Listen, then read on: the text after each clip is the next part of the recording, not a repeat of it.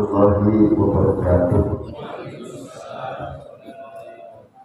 Bismillahirrahmanirrahim. Alhamdulillahi haqqa hamdih. Wassalatu wassalamu ala asyrafil khalqi wa asfiyaihi Sayyidina wa maulana Muhammadin wa ala alihi wa ashabihi amma ba'du. Qala rabbi shrah li sadri wa yassir li amri wahlul 'uqdatam min lisani yafqahu qawli. Subhanallah wa alhamdulillah. Hadirin jamaah sekalian rahimakumullah.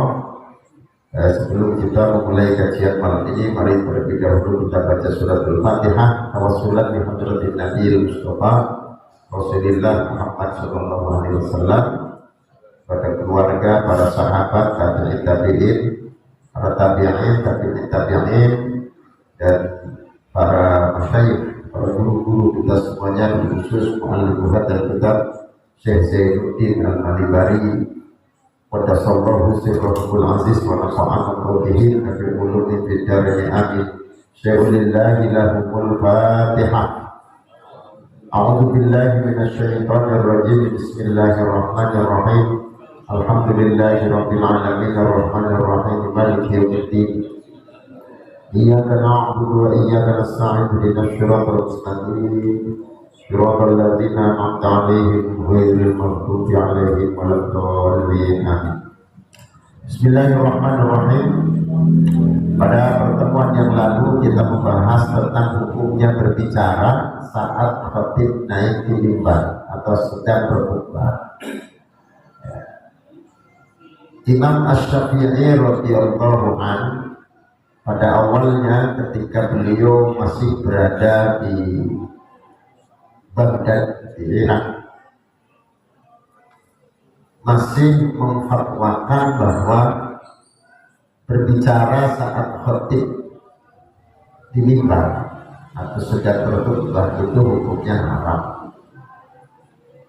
Tetapi ketika beliau ke Mesir kemudian menyampaikan qaul jadid, qaul baru, qaul jadidnya Imam Syafi'i itu menghukumi bahwa bicara saat khatib naik ke mimbar itu bukan haram tapi makruh. Di pertemuan yang lalu kita bahas seperti itu. Hukum tidak haram ini didasari pada hadis-hadis yang menunjukkan tentang bolehnya berbicara, sebagaimana ada di dalam hadis Sahihain Imam Bukhari Muslim. An Anasin radhiyallahu anhu bainama Nabi sallallahu alaihi wasallam yahtubu yaumal jum'ati qama a'rabiyyun faqala ya Rasulullah halakal mal wa ja'al iyal fad'ullaha lana farafa'a yadayhi wa da'a.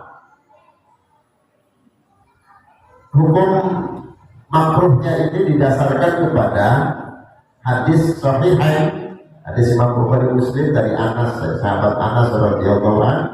Suatu ketika Nabi sallallahu alaihi wasallam berkhutbah di hari Jumat, kemudian berdirilah seorang A'rabi, orang yang tinggal di kampung, A'rabi, Badui. Kemudian dia berkata, ya Rasulullah, halakal mal wa ja'al iyal. Hartaku habis, rusak, dan keluargaku lapar. Doakan saya ya Rasul. Ini situasinya ketika Nabi sedang khutbah. Doakan saya ya Rasul. Nah, berarti pada saat itu dia sedang bicara. Di saat Rasul sedang khutbah. Rasulullah Shallallahu Alaihi Wasallam tidak melarang, ternyata bahkan beliau mendoakannya. Ya. Warofa ayadaihi wada'a. Kemudian Rasulullah mengangkat kedua tangannya dan berdoa kepada Allah. Ini Rasul tidak ingkar, Rasul tidak melarang. Bahkan Rasulullah ketika diminta untuk mendoakan, Rasul mengangkat tangannya, berdoa kepada Allah. Nah, ini dasar kenapa tidak diharamkan menurut Imam Syafi'i di dalam qaul jadidnya. Wa khabarul Baihaqi bisanadin shahihin, dan hadis yang diriwayatkan dari Imam Al-Baihaqi dengan sanad yang sahih an Anas radhiyallahu an, ini dari sahabat Anas radhiyallahu an, anna rajulan dakhala wan nabiy sallallahu alaihi wasallam yakhutubu yaumal jum'ati faqala mata sa'ah fa awma an-nasu ilaihi bisyukur falam yaqbal. Jadi ada seorang masuk ke masjid sedangkan Nabi sedang berkhutbah Jumat di hari Jumat. Lalu faqala, laki-laki tadi berkata, tiba-tiba bertanya, mata sa'ah, kapan kiamat itu? Nah, fa'ama an-nas ilaihi bisukut, orang-orang pada berisyarat untuk dia gitu. Lagi khutbah, ya, dia bilang, mata sa'ah, kapan kiamat itu wahai Rasulullah? Orang-orang pada begini, artinya apa? Dia pada isyarat sampai dia untuk dia. Falam yaqbal, dia nggak mau terima. Ya, dikasih peringatan begini malah ngomong terus. Mata sa'ah, fa'adal kalam, dia malah mengulangi kalimat tadi. Dia mulai ucapannya mata sa'ah, padahal di tengah-tengah khutbahnya Rasulullah Shallallahu Alaihi Wasallam. Apa Rasulullah marah? Atau Rasulullah ingkar? Ya. Nah, faqala lahu Nabi. Nah, terus Nabi malah menimpali. Ya. Faqala lahu Nabi. Nabi menimpalinya. Ma'adatta, apa yang sudah kamu persiapkan untuk hari kiamat itu? Kira-kira nanya hari kiamat. Itu di tengah-tengah khutbah kejadiannya. Di tengah-tengah Rasul sedang khutbah. Itu kok mata sa'ah, kapan kiamat? Orang-orang pada bilang begini, malah gak terima. Mata sa'ah, malah dia mengulangi kalimat tadi, kapan kiamat itu ya Rasulullah? Nah, akhirnya Rasul malah nanya, ma'adatta, ente punya persiapan apa untuk menghadapi kiamat itu? Qala hubbullah wa rasuluh, aku punya persiapan cinta Allah dan cinta Rasulnya. Maka qala innaka ma'aman ahbab, kata Nabi, engkau akan dikumpulkan bersama dengan orang yang engkau cinta. Cinta Nabi nanti kumpul sama Nabi. Jadi itu ternyata dialog itu di tengah Rasul sedang khutbah. Hadisnya sahih. Yang tadi juga ketika ada seorang laki-laki Badui minta didoakan kepada Rasulullah, kemudian Rasulullah akhirnya mengangkat tangannya dan berdoa, ini pun hadisnya sahih. Makanya Imam Syafi'i berdasarkan qaul jadidnya menghukumi bicara saat seperti khutbah di mimbar hukumnya makruh. Nah, khilafan di a'immatis salasa, berbeda dengan pendapatnya tiga imam, Imam Hanafi, Maliki dan Hambali, itu malah menghukumi haram, ya. Halatal khutbah, ketika sedang khutbah, ya. Jadi hukum makruh atau menurut imam tiga itu haram kapan? Halatal khutbah, ketika sedang berlangsung khutbah. La qablaha, tidak makruh sebelum khutbah. Imam masih duduk nih, belum mulai alhamdulillah, masih duduk, ya. Terus ada orang yang nanya, ya, besok libur nggak? Gitu. Atau besok masuk nggak?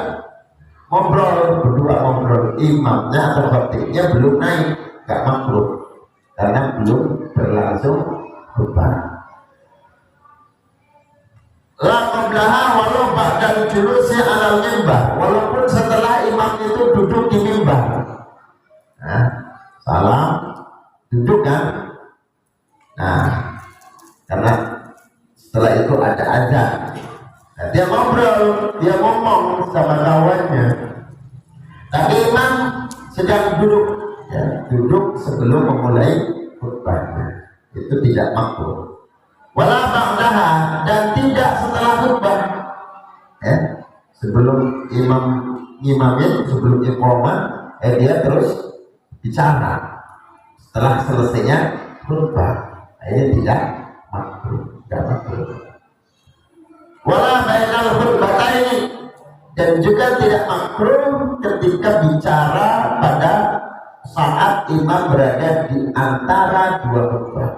Berarti khutbahnya duduk, ya, tengah-tengah khutbah, duduk di antara dua khutbah. Ada yang ngobrol, nggak masalah, no problem, tidak ada hukum makruh, ya, tidak ada hukum makruh.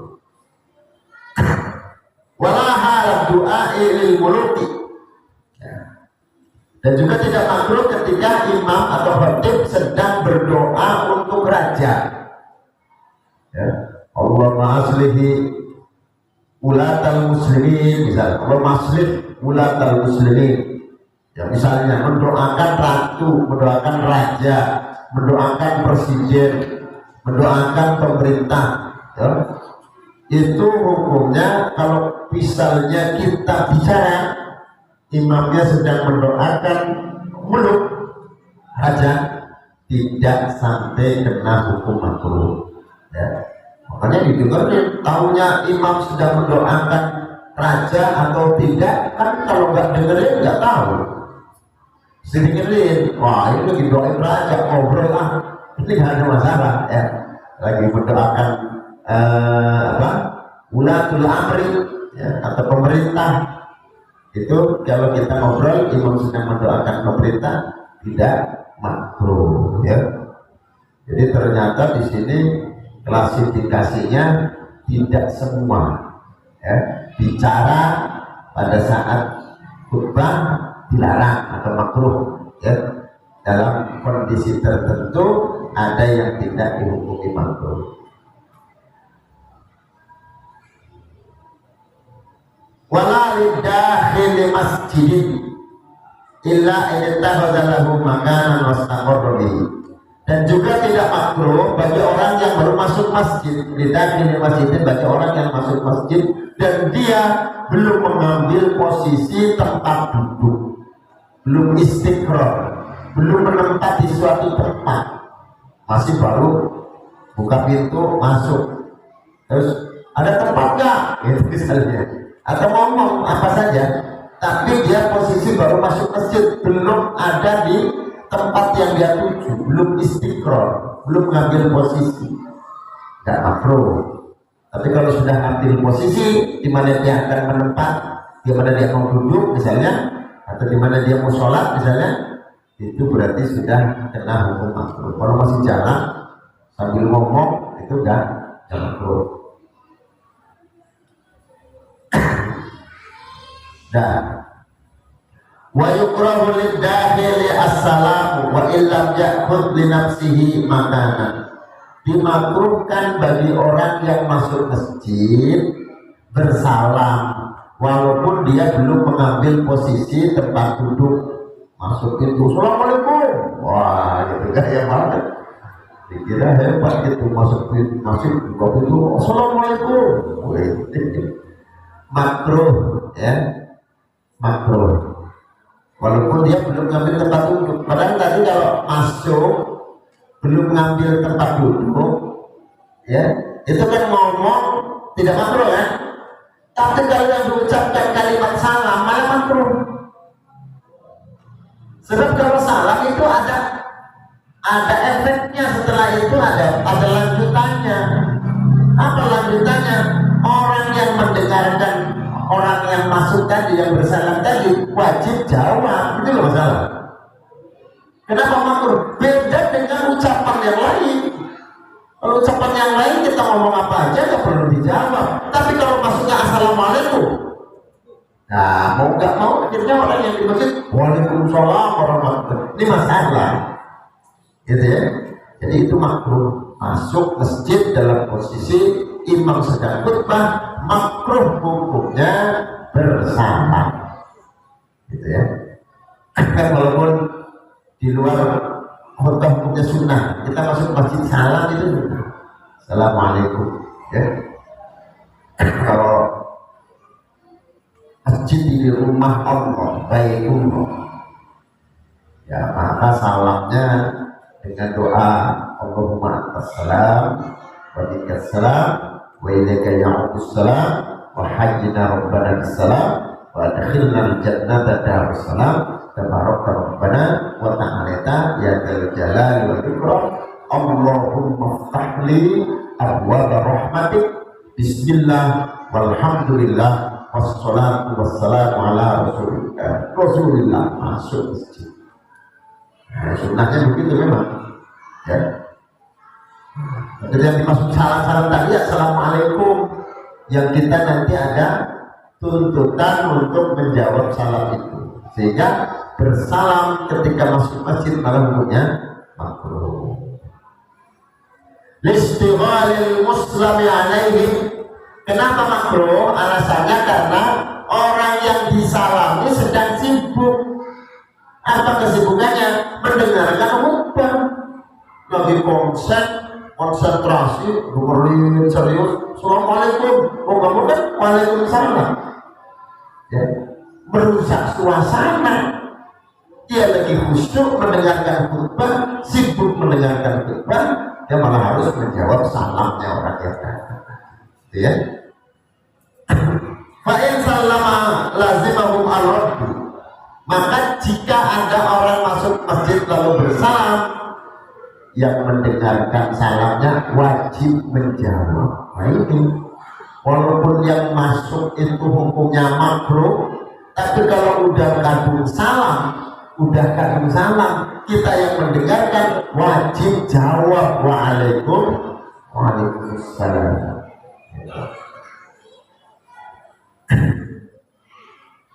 Wajisanno tasbiqul atis. Ketika di tengah-tengah khutbah ada orang bersin, disunatkan mendoakan orang yang bersin, ya, mendoakan orang yang bersin. Bila apa sahal khutbah, ketika dia bersin di tengah-tengah khutbah, ada lebih serius, saudara-saudara pasti tidak. Kita bagaimana? Doakan yarhamuka.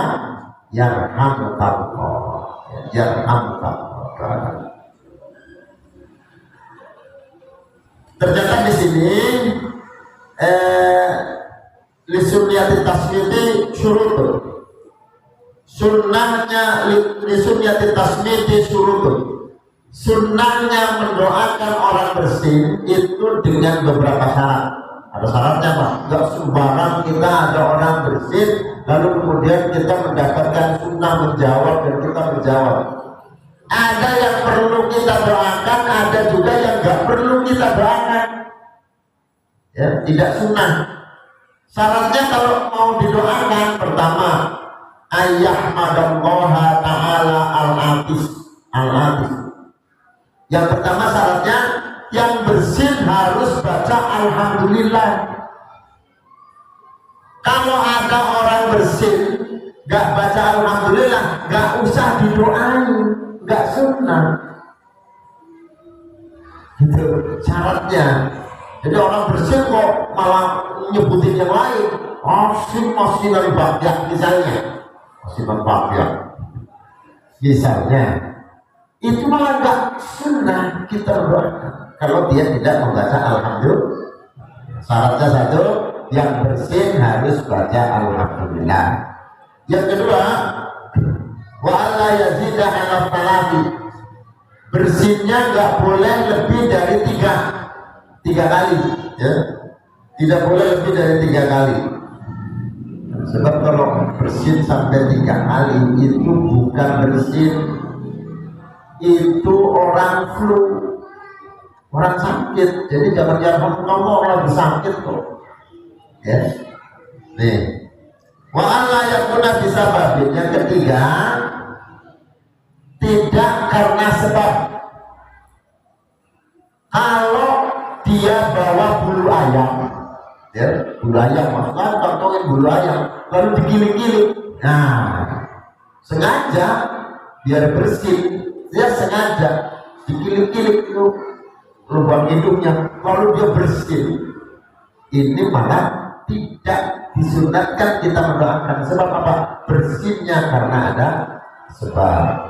Tapi Sahih Muslim an Abi Musa al-Ash'ari, di dalam kitab Sahih Muslim dari sahabat Abu Musa al-Ash'ari radhiyallahu anhu qala sami'tu Rasulullah sallallahu alaihi wasallam yaqul idza atasa ahadukum fahamidallaha ta'ala fashammituhu fa illam yahmadillaha fala tusammituhu. Rasulullah sahabat Anas sahabat Abu Musa al-Ash'ari berkata, ya, saya mendengar Rasulullah Shallallahu Alaihi Wasallam bersabda, ketika salah seorang di antara kalian bersin, ya, lalu membaca alhamdulillah, lalu dia memuji kepada Allah, fasammituhu, maka doakanlah. Disuruh mendoakan orang yang bersin tadi. Fa'ilam yahmadillah fala tusammitu. Kalau dia tidak membaca alhamdulillah, maka janganlah mendoakannya. Gak usah mendoakan, gak usah didoain. Kalau nggak baca alhamdulillah, itu jelas hadisnya soalnya. Hadis itu. Jadi makanya dengerin, kalau orang bersin ujungnya pakai alhamdulillah enggak. Kalau nggak pakai alhamdulillah, ya nggak usah pakai yarhamukallah. Kecuali kalau dia baca alhamdulillah. Ini guru saya dulu mengajarkan kalau ada orang bersin kok nggak baca alhamdulillah, itu kita doakan, tapi kalimatnya bukan pakai kalimat mukhatab, ya, pakainya domir ghaib. Jadi bukan yarhamukallah, tapi yarhamu man hamidah. Jadi disamarkan. Semoga Allah memberikan rahmat kepada orang yang memujinya. Berarti rahmat Allah akan diturunkan bukan kepada yang bersin. Kenapa? Karena yang bersin tidak baca alhamdulillah, tetapi kepada siapapun yang membaca alhamdulillah, yarhamu man hamidah. Jadi kalau ada orang bersin kok nggak baca alhamdulillah, maka kita doakan, tapi kalimatnya sama. Pakai kalimat yarhamu man hamidah, yarhamullahu man hamidah, ya, bukan apa yarhamullahu man hamidah. Semoga Allah merahmati orang yang membaca alhamdulillah. Kalau dia nggak baca, dia nggak dirahmati. Nah, selanjutnya di dalam diriwayatkan dari Abu Hurairah radhiyallahu anhu qala, sahabat Abu Hurairah berkata, sami'tu Rasulullah sallallahu alaihi wasallam yaqul, idza atasa ahadukum falyusbithu jalisuhu. Ketika saya mendengar Rasulullah sallallahu alaihi wasallam bersabda, ketika salah seorang di antara kalian bersin, maka doakanlah orang yang ada di sebelahnya atau yang duduk bersamanya. Orang yang duduk bersamanya mestinya mendoakan gitu, orang yang bersin. Ya. Wa in zada ala salatin fa huwa mazkur. Jika dia bersin lebih dari 3 kali, maka dia sebenarnya sedang flu. Orang bersihnya 3 kali, maka sedang flu. Fala yusammitu ba'da salatin, maka fala yusammatu ba'da salatin, maka tidak didoakan setelah bersihnya lebih dari 3 kali. Itu sudah wajib yarhamukallah, ya wajib alhamdulillah yarhamukallah. 3 kali wajib alhamdulillah yarhamukallah. Kok 4 kali cek? Gak usah didoakan yarhamukallah. Kenapa? Oh berarti dia sedang flu. Bukan karena kan bersin itu nikmat kan. Ya orang kalau bersin kan enak. Coba aja bersin kok gak keluar, kesel gak? Dongkol gitu. Bersin gak keluar tuh dongkol. Begitu keluar bersin plong, enak, ya enak. Makanya baca alhamdulillah. Nah, karena dia sedang bersyukur, dia ucapkan alhamdulillah, merasakan nikmat, maka didoakan semoga Allah memberikan rahmat kepadamu. Tapi kalau sudah 4 kali, pilek dia, flu, lagi flu, ya gak usah pakai ya rahmatullah, gak usah didoakan ya rahmatullah. Qala an-Nawawi bil Adhkari waqtalafa al-ulama fihi wa qala Ibnu al-Arabi al-Maliki ila yuqalu lahu fi thalithati innaka mas'ul. Ya. Jadi dalam hal ini para ulama berselisih pendapat. Menurut Imam Ibnu Arabi al-Maliki, ya bermadzhab Maliki, dikatakan yuqalu lahu fi thalithah innaka mas'ul. Dikatakan kepada orang yang bersin di bersinan yang ketiga, ucapkan innaka mas'ul. Ya. Kamu sedang flu. Kamu flu ya? Ya. Kamu sedang flu atau kamu flu ya? Ya. Itu dianjurkan kalimat seperti itu. Kalau masih 2 kali baca ya rahmatullah. Kok 3 kali tanyakan ya? Menurut Imam Ibnu Arabi kalimatnya yang ketiga itu innaka mas'ul. Qala wal ma'na fihi annaka lasta mimman yusammitu ba'da hada. Mimman yusammatu ba'da hada. Artinya ya, kalimat itu diucapkan sesungguhnya kamu tidaklah termasuk golongan orang yang harus didoakan setelah ini. Jadi sudah 3 kali innaka mas'ul, kamu flu. Kalimat itu diucapkan maksudnya apa? Maksudnya ketika kamu bersin lagi, berarti sudah tidak perlu lagi didoakan, karena sudah ada kalimat innaka mas'ul tadi, kamu sedang mas'ul, sedang flu. Nah, li'anna hadzal ladzi bika zukamun wa maradun. Karena kamu sedang tertimpa sesuatu ya, yakni sakit atau flu. Lahir fatul lapos, bukan bersin yang ringan ya, bukan bersin yang ringan. Jadi seperti itu.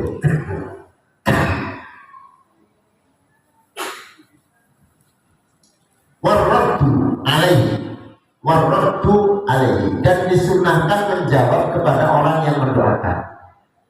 Jadi kalau bapak didoain yarhamukallah, orang-orang pada baca yarhamukallah, yarhamukallah, dijawab, jawabannya kalimatnya yahdikumullah, yahdikumullah.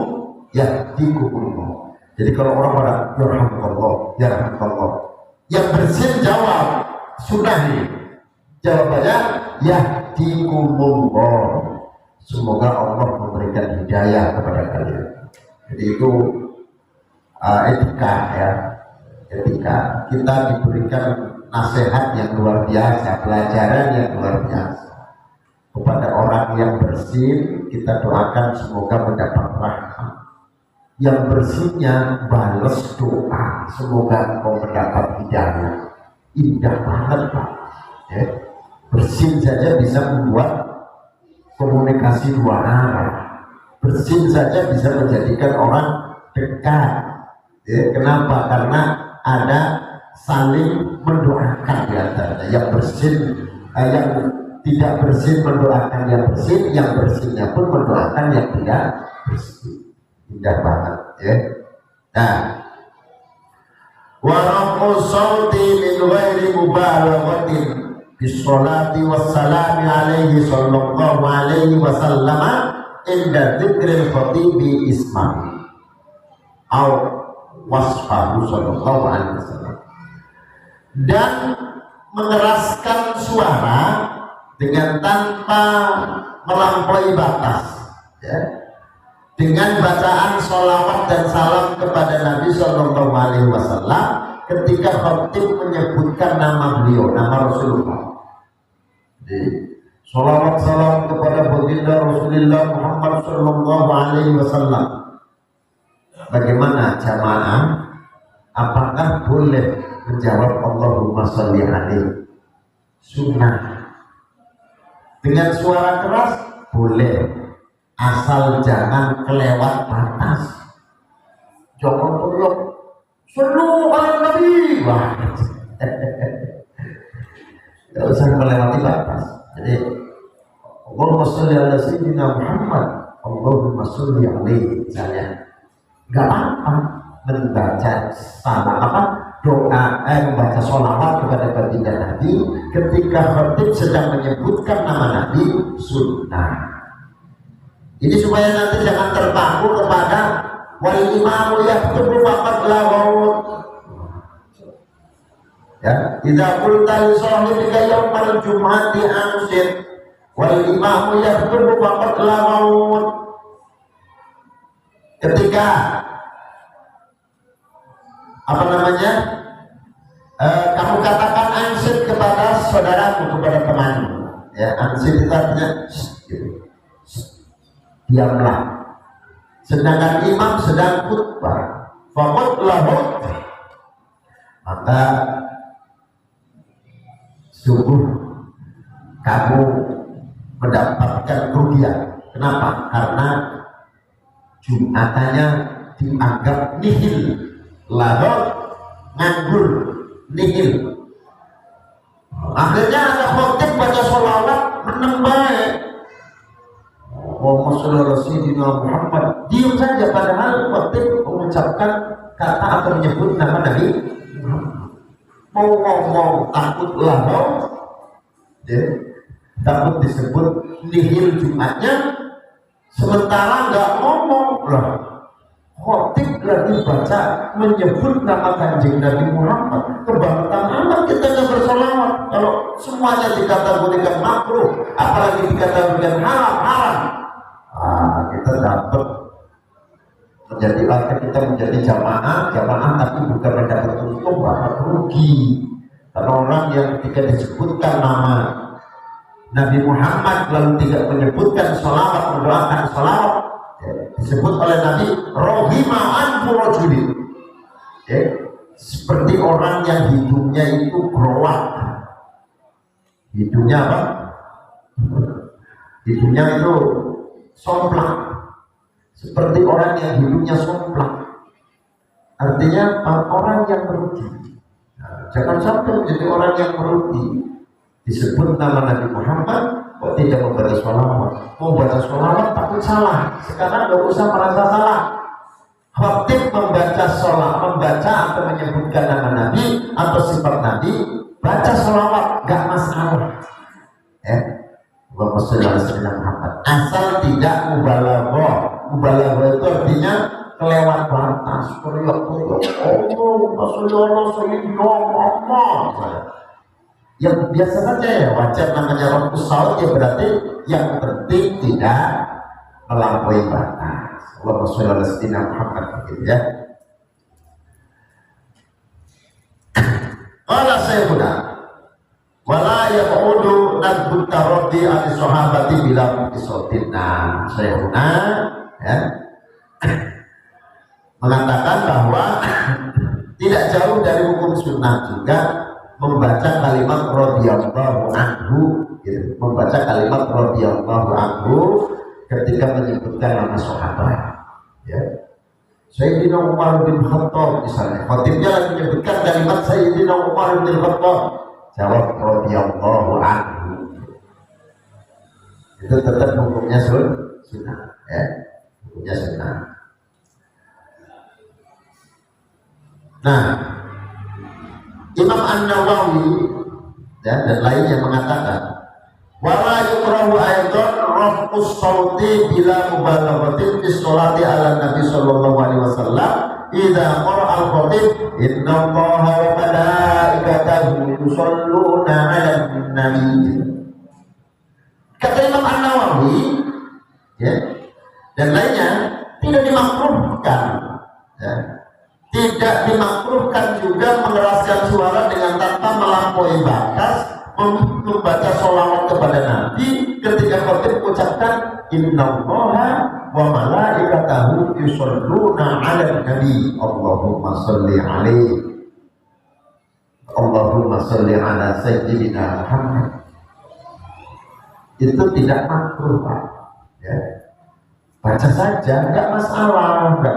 Jadi tidak semua ucapan hukumnya menjadi makruh atau apalagi haram, ya. Kalau menurut Imam 3 itu kan haram, atau Imam Syafi'i di dalam qaul qadimnya haram, akhirnya enggak berani baca sholawat. Sekarang baca sholawat enggak masalah, itu tidak makruh. Dan kalau menurut Imam 3 itu tidak termasuk yang haram, enggak masalah, gitu ya.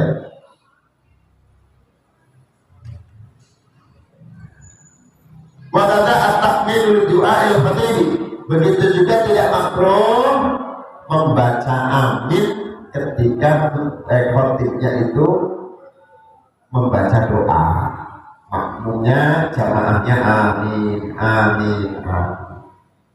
Gitu. Tapi bukan amin yang dipelesetkan, Pak. Ada khotib kelamaan, teriak-teriak amin, soalnya lagi amin, padahal lagi gak baca doa khotib. Ya. Khotib itu juga punya perasaan, dan amin amin lanjut aja, masih panjang lagi pembahasan. Nah itu kalau gak ada tujuan, itu sudah termasuk lorong, ya, lorong. Kalimat amin, amin, kalau ngotot amin, gitu. Tujuannya ngingetin udah kelamaan. Ini biasa gitu, Pak. Masjid yang khotibnya kelamaan, Pak. Pada teriak amin amin, padahal nggak baca doa, nggak apa khotibnya. Jemaahnya baca teriak amin. Waqala surah Al-Fatihah. A'udzubillahi minasyaitonir rajim. Bismillahirrahmanirrahim. Alhamdulillahirabbil alamin arrahmanir rahim maliki yaumiddin. Iyyaka na'budu wa iyyaka nasta'in ihdinas siratal mustaqim siratal ladzina an'amta 'alaihim ghairil maghdubi 'alaihim waladdallin. Amin. Bismillahirrahmanirrahim. Alhamdulillahirabbil alamin arrahmanir rahim maliki yaumiddin. Ya Rabbana lakal hamdu kama yanbaghi li jalali wajhikal karim wa 'azimi sultanik. Allahumma shalli ala sayyidina Muhammad wa ala ali sayyidina Muhammad. Allahumma ighfir lana dhunubana والوالدين والرحمة والموتى شرارا. اللهم افتح علينا فتوح العارفين بحكمتك واغفر علينا رحمتك يا ذا الجلال والإكرام. ربنا آتنا في الدنيا حسنة وفي الآخرة حسنة وقنا عذاب النار. وصلى الله على سيدنا محمد وعلى آله وصحبه وسلم والحمد لله رب العالمين.